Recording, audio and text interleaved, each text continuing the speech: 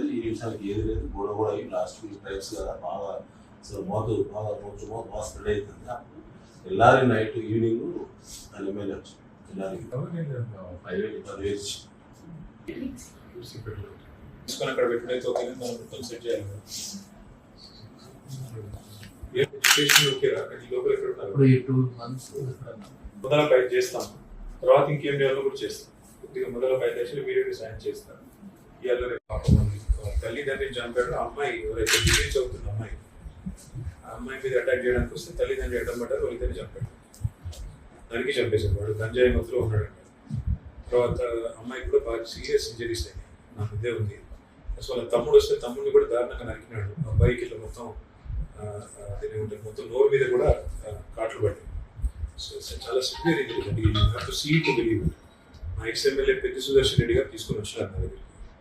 2 request. వాళ్ళ family భయపడుతుంది. These are tribal kids.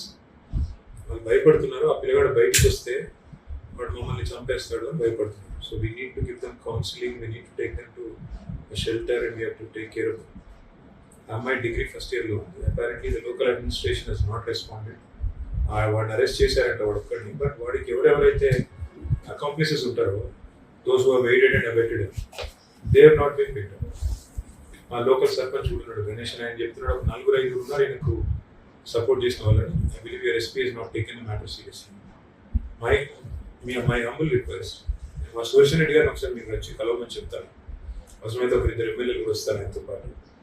కొద్దిగా kindly take a very serious look at this matter. ఇద్దరు చచ్చిపోయారు అండ్ 2 పిల్లలు ఇవాళ పాపం పూర్తి దురవస్థలో ఉన్నారు. అబ్బాయి మైనర్, ఆ పిల్లోడు ఫస్ట్ ఇయర్ ఇంటర్మీడియట్లో ఉన్నాడు.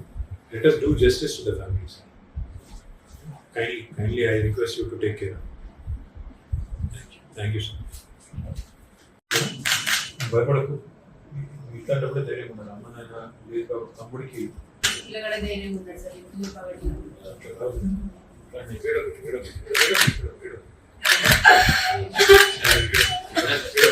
బాధలో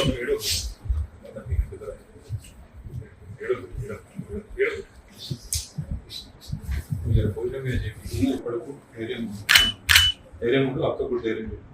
ఆరోగ్యం బాగాక మళ్ళీ కలుగుతాం.